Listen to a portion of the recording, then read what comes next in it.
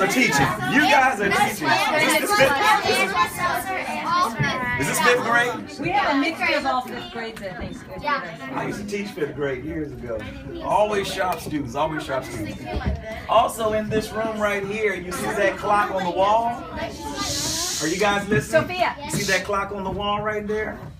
That clock is a 1760s clock. And that clock right there, the first order that George Washington gave to his military family when he got in here, as he says, to synchronize your watches to the clock on the wall. Why do you think he told his lieutenants and majors to do that? Yes. But you guys are teaching, man, because, not so much because of different time zones, but that's right. But what it is that time wasn't the same. Because it could be 2:30 here in King of Prussia, and it could be 3 o'clock over in Philadelphia. So time wasn't always the same. Time wouldn't be the way we know it now until what? Casio. Somebody just asked me a question about that thing up there. Until the railroads came, because trains had to run on what? They had to run on time, so then time would be the way we know it now. So that because trains had to run on time, so time changed.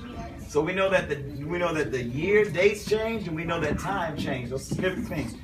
What significantly happened with Valley Forge, and why is it in your history books more than all the other encampments? Because it was their camping spot for the winter. Well, not so much for the winter, but something else happened.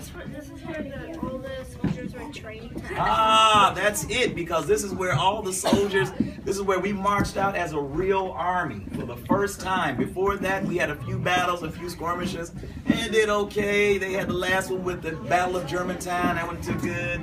But here is where we march out as a real army. Who taught the army how to drill and how to march? Oh, whose student is she? Is this your student? That's Mr. Hyatt. Oh man, she's top notch right here. You better keep her in front of the class. Understanding, that's right. And what was it? Russian, that's right. What languages could he speak? Russian, French, and what else? Which is German, that's right. He can only speak 2 languages, and guess what? After that, he couldn't even speak a word of English. So if he swore in French or German, he would have it translated in French, and then he'd tell him to translate it in English. My last question, who were some of the aides de camp in here? Some famous people came out of this room. George Washington. No, not George Washington. His aides de camp, his secretaries. Oh. Some of his work. Who was one of them? Not Thomas Jefferson. Von Steuben. No, not Von Steuben. There we go, Alexander Hamilton. Oh boy, look at it. Lafayette, yes, exactly. Now, the last thing, so you guys can go up and see the rooms. You see that banister right there? That you guys are leaning on? That is 100% original. The house is 80 to 90% original, but that is 100% original.